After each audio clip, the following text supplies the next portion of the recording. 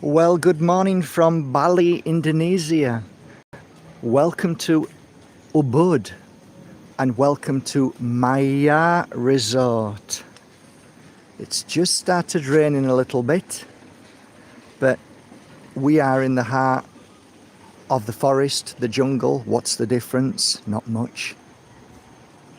And it's beautiful, eh? Beautiful. Beautiful resort. Really, really lovely kept. Lovely people working here. So normally when I come here every year, I normally spend 2 or 3 days here as a treat. But because I bought a gold chain for the first time in my 58 years of my life, honestly, that's the truth, that was the treat. So I come here and share most mornings. You can't say I don't, but most mornings I come here and share this lovely place with you. Right. I do. I share this place with you. I share my... thank you very much. I'm going to sit here for a while, okay? It's a little bit rain. It is. It is. I'm okay at the moment. I'll come back in shortly. Oh yeah, sure. Okay. Thank you so much. She's a lovely lady. Really nice. Okay. Well, is anybody on? 21 people. Way! Get excited with 21 people, Mr. Bajerski. Welcome.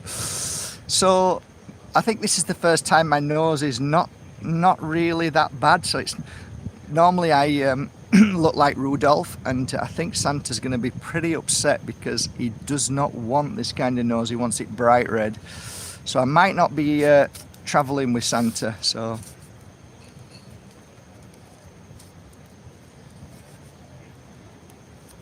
yeah, still plastic, but hey ho.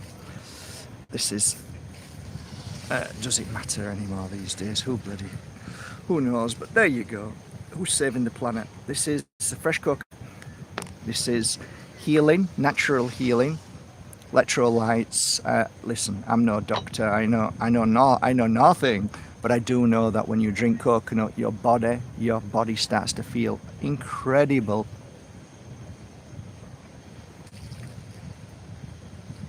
It's hard to explain the difference between drinking a can of Coca-Cola, which is stimulating you in a trick way, a bit like the government tricks you by you thinking this is good, and drinking a fresh coconut that you just can't explain the feeling that you get. It's incredible. Thank you once again. Thank you so much. Thank you. So welcome everybody. If you're watching on playback, hello. It's beautiful. It's a beautiful day. Look at that. Come on, how can it not be beautiful? I'm leaving tomorrow. I was going to stay another 2 weeks. I could have stayed another 2 weeks. I could have easily stayed another 2 weeks. But I decided that I'm going home. Can you imagine that? I could stay here for 2 weeks. I could change my flights. I could stay here for another 2 weeks. And I've decided to come home because of my work, because of what I do. And it's more important. It's more important. I know this is going to sound a bit strange. I was sat with Ole Damagar the other day, my birthday. We went out together. Kim wasn't feeling cracky, so we just went for something to eat. And we sat and we didn't really say much. We didn't really talk about conspiracy because everybody knows Ole as you know, the conspiracy guy. I didn't say anything to him, but I tell you what I noticed. That guy is the same as me in the way he holds the world on his shoulders. And I can feel his energy. I felt his energy and I thought, you're like me. It's the first time I felt comfortable with a guy that truly understood my energy, and I would understand his without saying anything. like his life, like my life, is we hold the world on our shoulders because of a responsibility of sharing truth and helping people see what's really happening with the sleight of hand dictatorship, evil, bully system that runs the whole entire globe. And everything that's been given to us by government, by the TV, the radio, by the big podcasters, it's all a sleight of hand. It's all a lie. Everything is a lie. Everything, 9/11, the vaccines, Charlie Kirk, everything that you want, it's all a lie. Everything is a lie. It's the sleight of hand, the trick that they play. They play that trick, so they want people to believe that they are the savior. I literally have people who say to me, but without the system, I wouldn't survive. I wouldn't be able to eat. That's how they get you. They make you believe that without them, we would be in chaos and anarchy. It'd be a disaster. The only disaster I've ever seen in Bali is when somebody has got too big for their boots and then the government comes along and puts you in prison. Literally, where I'm staying. When I first came here, Andre was building something that he kept quiet. He never really said anything. He was a quiet man. Started building. And he said it was going to be a beautiful place. It was going to be really big. People can live there all year round. You'll have all the facilities, and it's going to be kept in a way that is still in keeping and everything. And he's a very, very good artist, architect, and the place is in keeping. It's very big, but it is in keeping outside with anywhere else. In fact, I would say better. And I was in a taxi and we were driving down the road, and I said to this guy, he said to me, oh, you like staying in Onyx? I says, a little bit of a bad taste now in my mouth. And he said, why? I said, because the man who used to own the place apparently is in prison. And he said, yeah, I know Andre for many years. I said, oh, you do? He said, yeah, I know Andre for many years. I said, please tell me what you know. Well, politics, the government, I can't say too much because, I'm like, yeah, I know. You can't speak out about the government here or else you're in big trouble. I'm like, but what did you think about Andre? Andre was a good man. Andre, good man. I'm like, why was he a good man? He took over 7 hectares of your land. Yeah, but he was a good man. He listened to the people. And I like, oh, he listened. Yeah, listened to the people. Built buildings for us. Like, oh, hang on. Start again. What do you mean? Well, school needed new buildings. Government wouldn't do it. Andre built new buildings. Oh, he built buildings for your school. Oh, yeah, Andre is a good man. I'm like, oh, okay. So some of my friends here thought he was not such a good man because he didn't follow the rules. And I'm like, hang on a minute, I thought you were spiritual. If you're spiritual, you must know that this is bullshit. But they didn't. They thought that because he built this big place that he must be a bad person. I said, good, what else? He says, Andre always listened to community, always came, always helped. If there was a problem, he would resolve it. He would help us. All the books from the school is all Andre. Everything that we needed, Andre always gave us. I'm like, okay, so he gave back. He said, more gave back.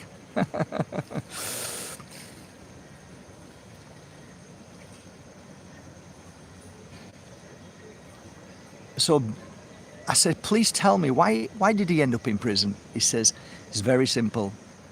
The first government that was in helped him, gave him all licenses, helped him, gave him everything he needed. Then that government came out and a new government came in. And that government didn't like what the last government did, so they threw him in prison. I said, where is he now? Still in prison for 7 years? No. They only kept him there for 6 months and then they said, okay, we kick you out. You're never allowed back in again. Wow. As an example, he said. And I'm like, yeah, I knew that. As an example. To what? to the other party that we are more powerful than your party. So basically what you've got in essence is, like I said and I've always said, the bullies that were in the playground when you was a little kid globally have taken over. They walk straight into politics and government. They cheat, they lie, they hustle, they steal. Because what he said to me, the taxi driver, is that Andre had to pay a lot of money to the last government. They said, yes, we can give you what you want, but we need this much money. So he paid literally millions to the government, to that government. And then when the new government came in, said, no, we don't like that. We're going to stick you in prison. You've got it. All these licenses don't apply anymore. Can you imagine? The bully in the playground is the government. So when you say to me, but the government's great, they give me grants, they give me this, they give me that. What they do is they sleight of hand you. They give you a little bit. They give a little bit here and a little bit there. When it's time for government to be voted out, they will champion the people for that moment. I had a little shop called Exhibit in Huddersfield on New Hay Road. It was one of the most beautiful shops. It's on a corner and it was owned by Mrs. Singh, Sundial Emporium. And one day I knew I was going to own that shop when I was a kid. And I ended up owning it because she sold it to me. She wouldn't sell it to anybody else. That's what she told me. It's true. And one day, my friend, who owns an estate agent, I was the best man at his wedding, said, why don't you apply for a food license? And I said, what for? He says, well, your property will be worth a lot more. And I went, okay then. So I went to see, at the time he was working there as selling properties, and then I went to see his dad who owned the place, and they sorted it out for me. What I didn't know was it was time for elections, local elections. And soon as the sign went up, the local guy who wanted to get into power, the bully, started knocking on everybody's doors, telling everybody that this guy wants to change his business into a food place in Marsh, and we've got enough food places, and everybody's, yeah! So he went round and he spent his entire 7 weeks telling everybody about my little shop, saying what I was going to do and what he was going to do. He stop it. So everybody went, yeah, this guy's on our side. Literally, 7,000 people signed a petition saying that they didn't want my place. And I said to Andy, the fuck's going on here? It's gone in the newspaper. And he laughed and he says, oh, your response was great.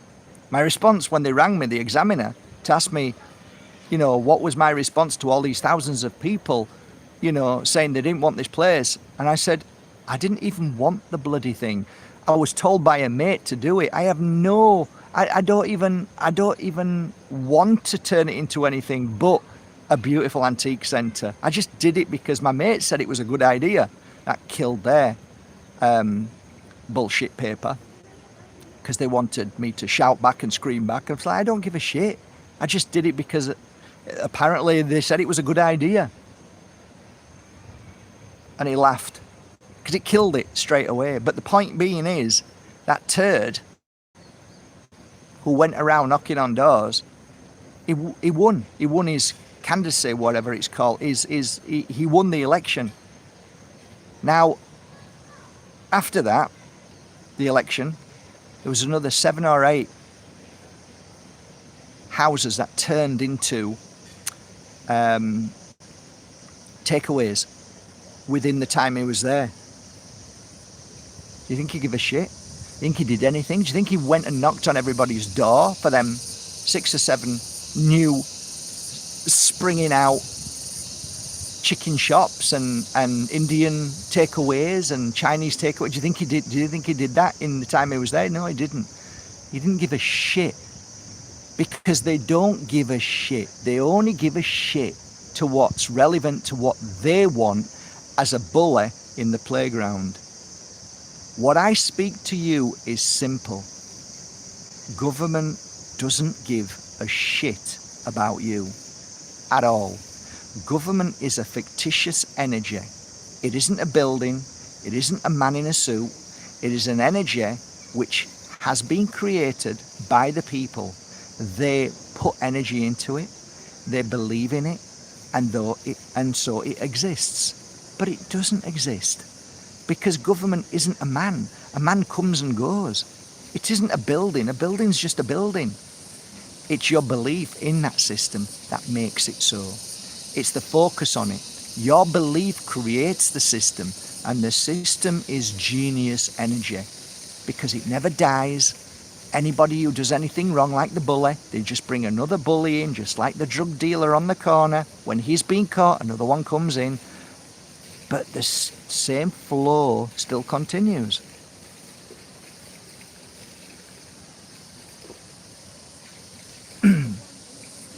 They give you just enough. They put the right people on the front desk to smile, just like the mafia in their little tiny Italian restaurant or their dry cleaning business. You think it's, oh, this is a good business. Oh, it's a lovely meal. But behind it is an energy of death, destruction, of the worst bullying.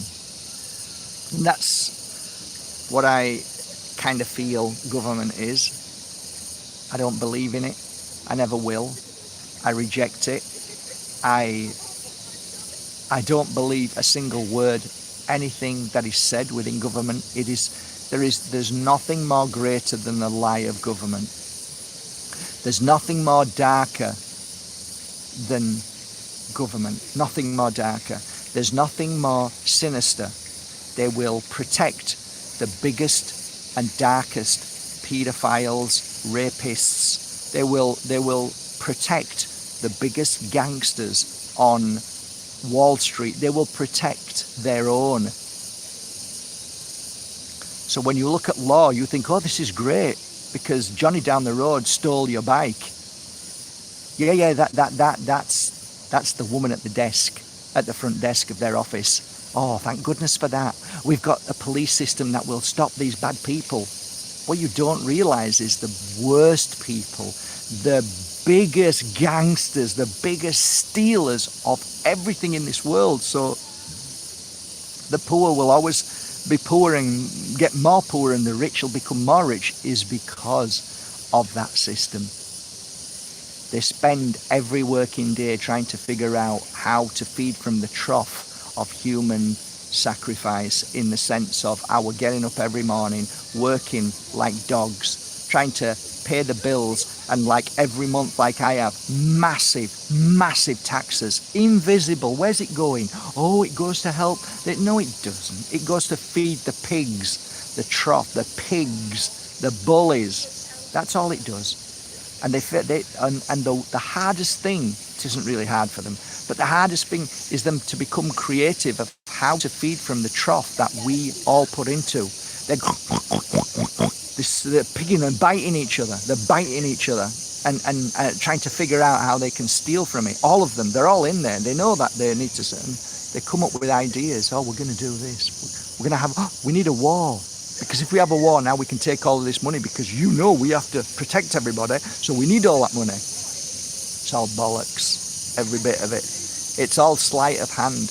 Every single thing that the government tells you they're doing, just turn it the other way around. Just turn it the other way around. We need this money for this bullshit. We need to do this bullshit. You should not listen to this. Listen to it. Don't. You need to take this new vaccine. Okay. All right. Okay.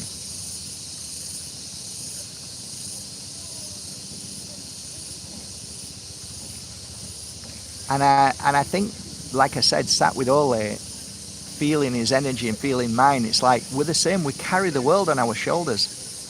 and it sits, and it's not easy, and it's not easy to smile. It's not easy to laugh. Prior to me walking a path of the healer path, is to see things that I never saw before.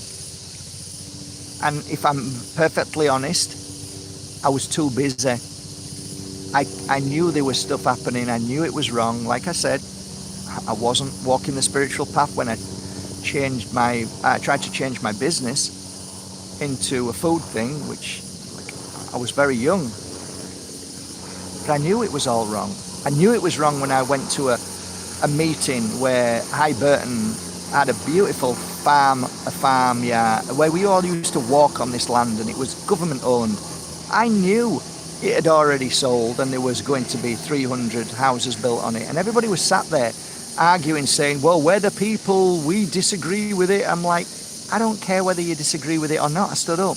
I said, this is already done and dusted. So you're here complaining and saying you're gonna, we want justice. It's already done. How do I know this? Somebody said, how do you know? I says, because I know the person who made the deal. I knew every estate agent, every solicitor in Huddersfield, because I worked for them. And they laughed at me when I said, oh, I'm going to the meeting at Highburton. We're going to try and stop this. And he laughed at me. He laughed at me. He said, Mark, it's already done. And I'm like, fuck yeah. It's got, people think that they can change the world. People think, we're going to vote Mark against Mark for trying to change his business into, like, you have no say with the bully. The bully doesn't listen to you. If you have an agreement with the bully, it's only because the bully wants what he wants. And if you align to it, oh, great, he's on my side. No, he's not on your side. The bully's never on your side. The bully thinks about what the bully wants, and that's it, what works for him. And if he has to do something to maybe sacrifice he's only doing it because he knows for the greater greed, for the greater power that he wants. It's never about helping. And if people understood this, the world would change in a day. But carrying that burden, knowing that everything that you see on TV, everything that you're told online now, imagine you knowing that it's all a lie. And you have to live with that every day, where people are saying, yes, wow, look what the government's doing. Look what he's doing. Look what she's saying. And we're just sat there, Ole and me, just shaking our head. And you too. And all the people that understand how this works, the Richie Allens in the world, all the good people. It's a burden. No matter how much they say, everything, it's a good day today. It's only a good day because we're trying to clear that shite, that bullshit out of our life. We're trying to get rid of it, but it comes back again. Because you can't hide from truth. You can't turn away from truth. No matter how hard you do, it's like, hang on, whoa. Your conscience says, no, that's not what you're here for. You're not here to turn away from truth. And you will understand when you die, the last breath you take. I know you don't die, but when your body does, when it's given up, then you will go, oh shit. Oh my God, I didn't realize. Just like many of my clients, when they were about to die, said, I didn't realize, Mark. I didn't realize. The only thing that is important is being truthful to your consciousness, to stay truthful to your soul, your spirit, to be guided by your soul. The soul is who you are, not your body, not your eyes, not your mouth, but your soul. And your soul always tells you what's right from wrong if you're prepared to listen. But the thing is, the bully realized this many thousands of years ago. If it can hijack your brain and brainwash you, it can override your spirit and consciousness. That's why the Buddha sat under a tree for 20 years, to unlearn everything that he was told as a child by his father and mother, that you will be a king, that you will rule the world with your 2 children and wife. And he said, no, it's not what this world is about. I've been hijacked, I've been hoodwinked, and I have to go to find myself. I have to go to unlearn. The world is hijacked. You are hijacked. You are hijacked every day. You are brainwashed every day by a system that is brainwashing you daily. It's telling your brain constantly, you're listening. That's how easy it is. That the bully realizes it's so easy. Get a group of people, get them to stand up when the bell rings, and then sit back down. And you look at them and wonder why they're all standing up. I ask you, would you stand up if a bell rang and then sat back down? You'd say, no, I wouldn't. But I think you would. I think everybody would, nearly. Because they follow like sheep. Why are you standing up? Well, this is what we do. Within 20 rings, 10 rings, 5 rings, 3 rings, I guarantee you'll be standing up when the bell rings and you'll be sitting down. And when everybody leaves and you're on your own and that bell rings and somebody new walks in, I guarantee that you will continue standing up and sitting down. And when somebody asks you what you're doing and you say, this is what we do, that person will follow you and do the same thing. Because we are so disconnected from our consciousness that we just follow like sheep. We do the easy thing because everybody else does. People use the excuse that it's because we were all like animals, and you know, when you're like animals, if you all stick together, then you're safer.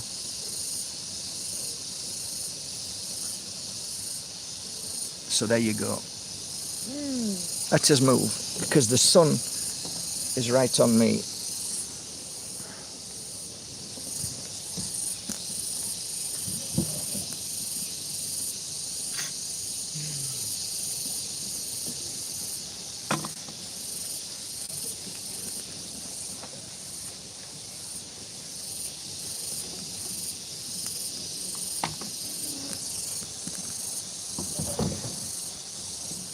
Oh, that's better.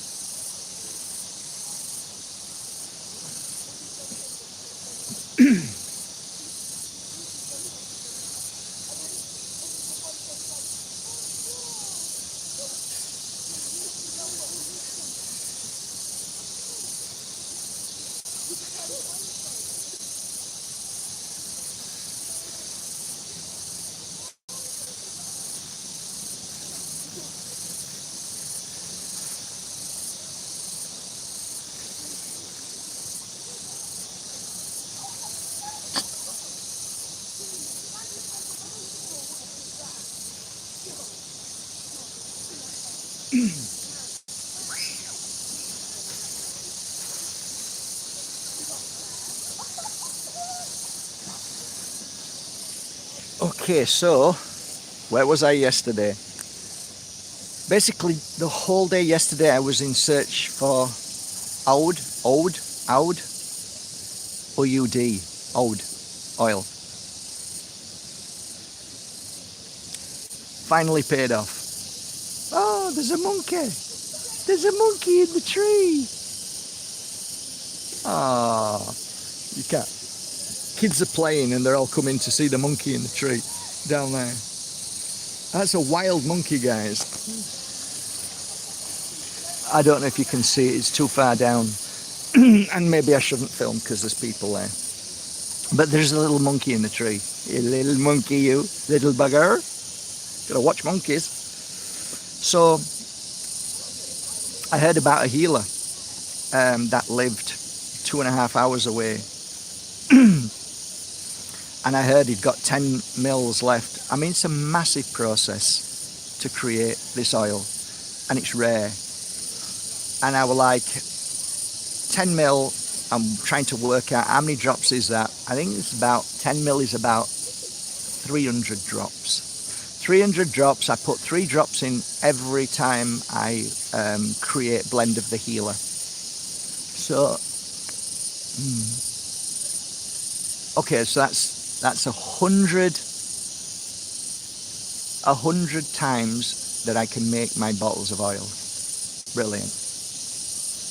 I would like it. So I went to my bank here, got the money out, and drove up there. It was a beautiful drive. Gorgeous. I mean, it was as beautiful as this, and it was more green and lush. So the pin stopped me at a certain point. I had to stop, get off my motorbike and walk in the jungle basically, and got to this place. So like, oh, there's a guy, and he looks like a white guy, and his beard was so long, and he's talking to two Balinese people, and then I met the healer, and then his brother were there. So we started talking. And I said, I would like to give you a bottle of my healing oil, blend of the healer. And he took it out and tried it. He says, this is very good. This is good. I'm like, thank you. No. This is good. And I was really good. I says, well, there's 3 drops of oud oil in every time I make a batch. So thank you for creating it and making it. And he showed me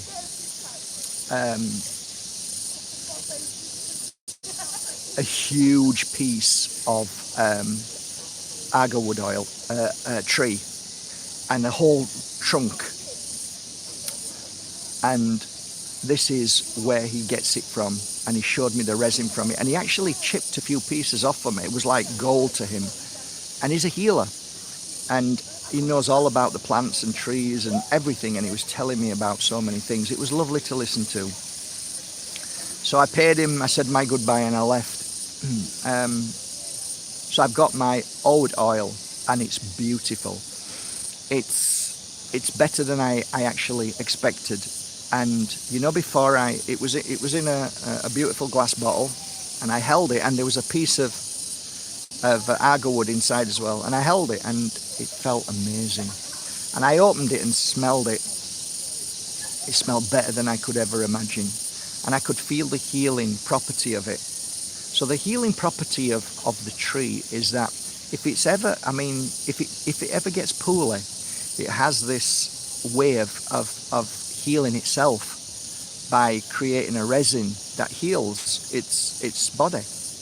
And that is oud oil. So I was thinking, and I asked him before I left, do you think that this oil could help with people who have issues like mold? And he smiled, which was really lovely. And then he said, let me tell you something. Yeah, please do. He says, this oil, many years ago, somebody was very poorly, and he said that he instinctively took 1 or 2 drops and put it into a coconut. So put it into the coconut water, and he said, but green coconut. I'm like, okay, green coconut. And he said, and they drunk it, and I'm thinking, oh great, they're healed. And he said, within an hour, he said, they threw up. I'm like, oh, wow, really? He said, yeah. He says, and then they got better. I'm like, wow. Really interesting. It was his grandfather who taught him how to heal and what to look out for in the forests or the jungle, whatever you want to call it, and what plants and trees would help. Really, that's the bottom line. I think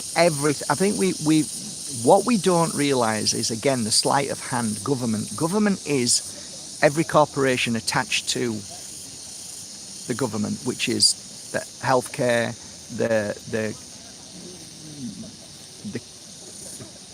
the medical system. You see, the medical system is still the government, right? And what they do is they lie and cheat to you.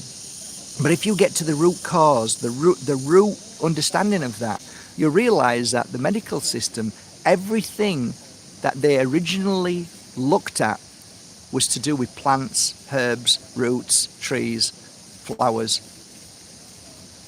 Everything, fruits, everything that they've been trying to hijack, and they don't want you to know. Don't you bloody know about the blushwood berry? Everything. Don't talk about the apple. The apple is an iPad. It's a phone. They're hijacking you, because the truth is that everything came from Mother Nature to heal us. But they don't want you to know that. Fuck that. The bully doesn't want you to know that. But where did this actually originate from? Well, it was actually from Mother Nature. But we needed to synthesize it. We needed to replicate it so we can make money, because we don't want you to eat a frigging apple and know that that's going to heal you, or a blushwood berry, and so on. This is only for disclaimer, guys. What I've just said, this is only for entertainment purposes. I'm only joking. Don't believe any of it. The medical system is fucking amazing. I run when my nose starts dripping. I run to the pharmacy, and I get down on my knees and say to the pharmacy lady and man, please help me, my nose is running. And she or he will get me a beautiful bottle of something that will stop my nose. They are fucking amazing. They are amazing. I love them. When my foot breaks, I will go to the hospital. You hypocrite, Mr. Bajerski. No, I'm not a hypocrite. I just know what's bullshit and what's real. Doctors who fix legs that are broken, doctors who do their best to help in these ways, it's fantastic. I burnt myself. I'm going to use natural things, but if they take me there and they try and help, fine.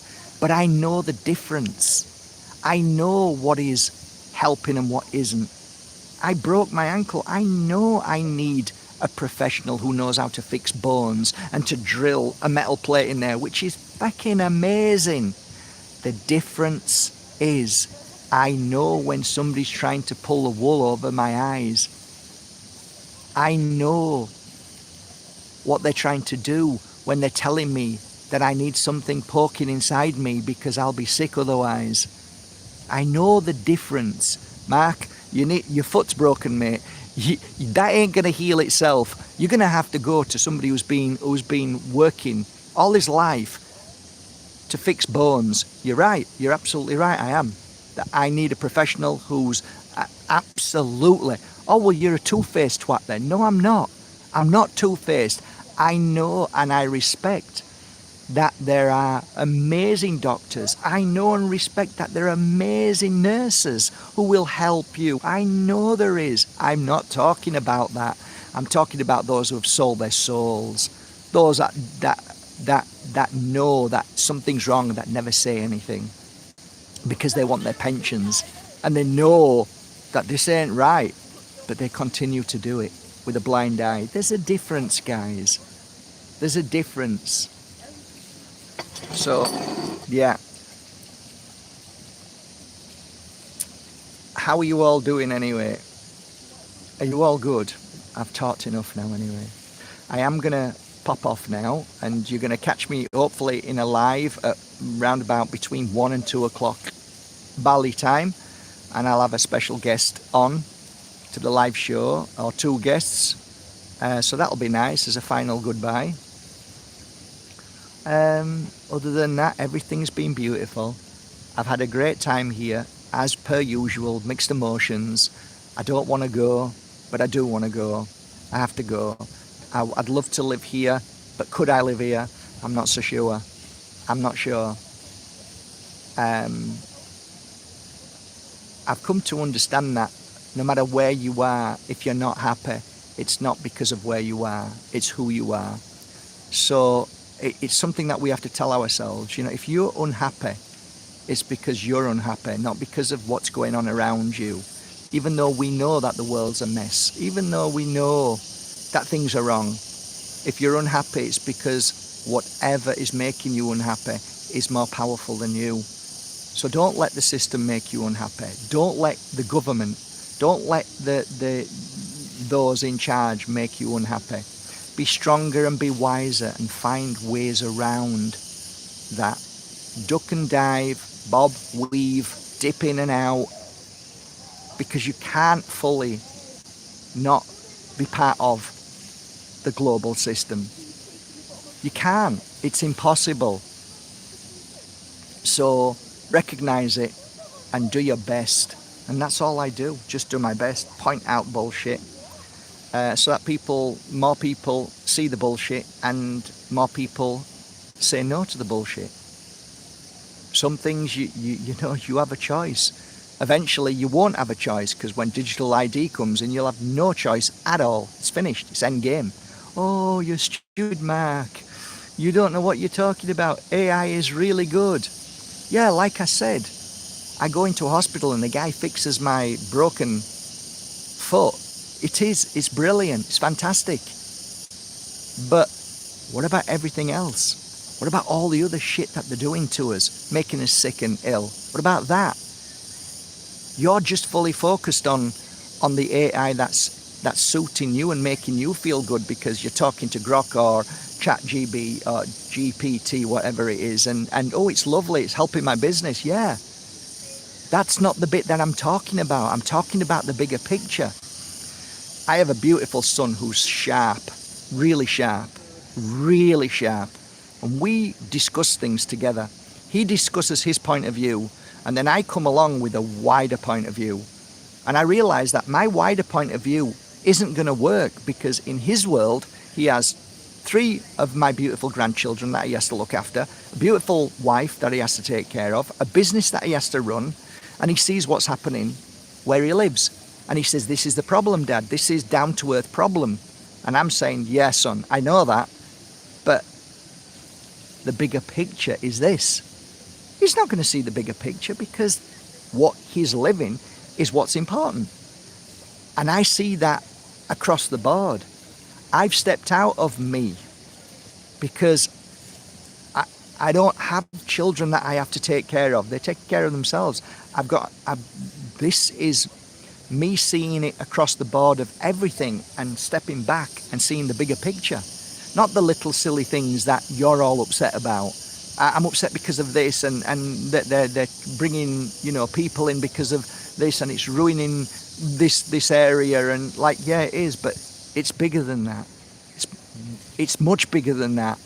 And I'm trying to share the bigger picture where everybody else is saying, that's got nothing to do with me. That doesn't affect, what you're saying isn't going to make any difference. This is what's going to make a difference.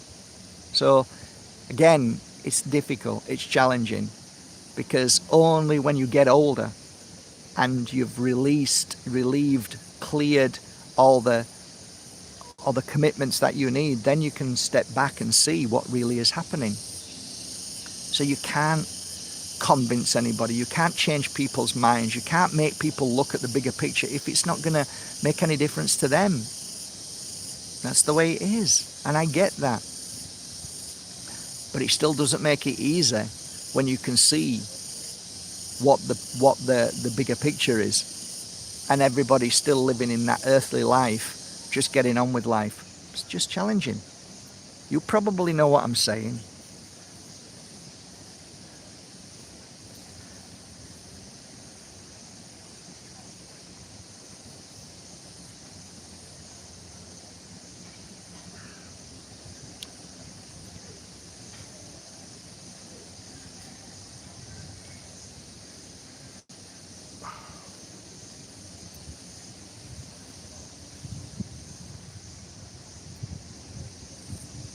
I think everything implodes naturally as well when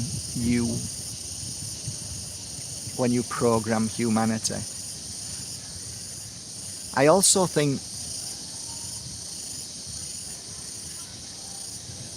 because of ego, that's another thing. Most people will feel better when you agree with their conversation.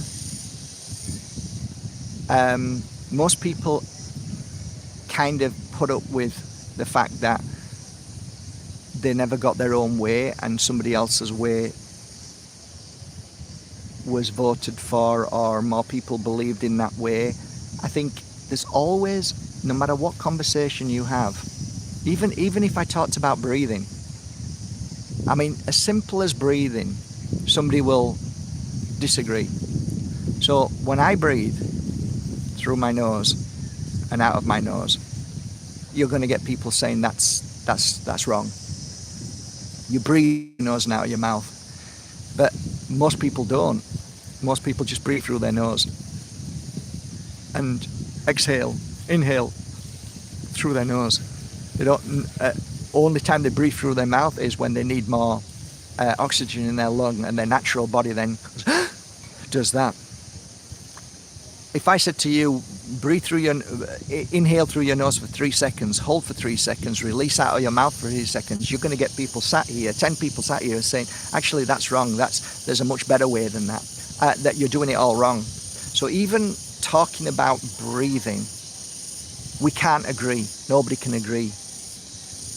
So in the spiritual world, it's like, okay, if that's how we look at it, this is how I look at it. Everybody breathes in their own unique way. And the way you're breathing is correct for you. So as a healer, when I started learning different practices of healing, both my teachers tried to share with me how to heal. They were both saying, this is how you heal. And I'm like, I've heard this before. Where have you heard this before? When I went to religious education and I went to the Mormon church and I went to a few other different churches, and they were all telling me that this is how you do it. This is how you pray. This is who you pray to. Like, who's right, who's wrong? Because if I go to you, then you two are wrong. And then you two are going to get angry with me. No, that's the program. Oh, you're a hypocrite, Mark. I am not a hypocrite. If you ever come to learn pure energy healing, you will know straight away that what I share with you is only a technique that works for me. Now, you can try it. See, how does that feel? Yeah, it's nice, Mark. I really like it. Okay, in a year's time, hey, you're not doing what I do. No. Oh, I'm sorry. No, don't be sorry. I'm really interested in what you're doing and how you're healing. Yeah, I just started doing it this way. Oh, wow, brilliant. I want to learn. I want to know about that. Now turn that into religion. What? You blasphemer. You not doing what I'm doing. You're a disgrace. No, I like that. Do that. So at the end of 4 days, people are saying to me, you know what, Mark? I've been a Reiki master. I've been a pranic healer. I've done 10 different healing modalities. And now I finally get it. And I'm like, what? What do you get? I have no idea what you mean. I finally realized the last piece of the puzzle. What's that? To follow my own intuition. To do the natural thing that feels right. So what's that then? I breathe differently? Brilliant. Does it work for you? Yeah. Then that sounds good to me. Let me try it. Yeah, it's good, but I like doing it this way. That's how it should be. How you heal, where you put your hands, everything changes day to day, week to week, month to month, year to year. Everything changes, and you change with that because you flow, and you are a unique being with great healing abilities, and your healing abilities will guide you. You will guide yourself. All I'm sharing with you is things that that helped me overcome my healing block. I'm not good enough. Is it working? Should I be doing this? I clear that away because you are now in an environment where everything goes. And you're here, you're free to experience whatever you want. Do whatever feels right and see what happens when your client gets up and tells you what she feels. And in that pure energy healing course, people say online now, like, Mark, tears coming down their eyes when I'm listening to them. Like 30 people online all telling me their experiences from the pure energy healing online course. They're crying, saying what they just did to their mum and what happened to their mum. The change in it. I'm like, beautiful, beautiful, beautiful. You follow what feels right to you. It's got nothing to do with healing, gift and power. I am not better or worse than you. I am just open to receiving this universal energy that comes through Mother Earth that comes through above and around us that we channel and help heal people. It's really simple. And the reason why it doesn't work most of the time is because you're too busy in here thinking, is it right? Is it wrong? Am I doing it right? Should I be here? Should I be doing this at all? And you clear that away. You have a beautiful flow that comes through and heals naturally. The universe is a beautiful place, filled with free healing, filled with abundance of fruit and vegetables, of herbs, of plants, flowers, trees that heal us every day. But evil knows this and tries to stop us by poisoning us every day. So have a great day, guys. Love you all. I hope this conversation hasn't upset you. If it has, ask yourself why. Sit down and look at that point, what's upset you, and think about it, and ask yourself why you're upset. If something that I said today has triggered you in a goosebumpy way, or I need to think about that more, good, because that is the way you breathe, that is the way you connect, that is the way of your spiritual connection. Like reading a book, if there is one line in that book that blows you away, that's the line that you should follow. If there's something that I said that made you feel good, listen to that, sit down and say, what is it that I need to learn about that made me so happy or excited or angry? That's what you need to follow. That's what you need to, the path that you walk.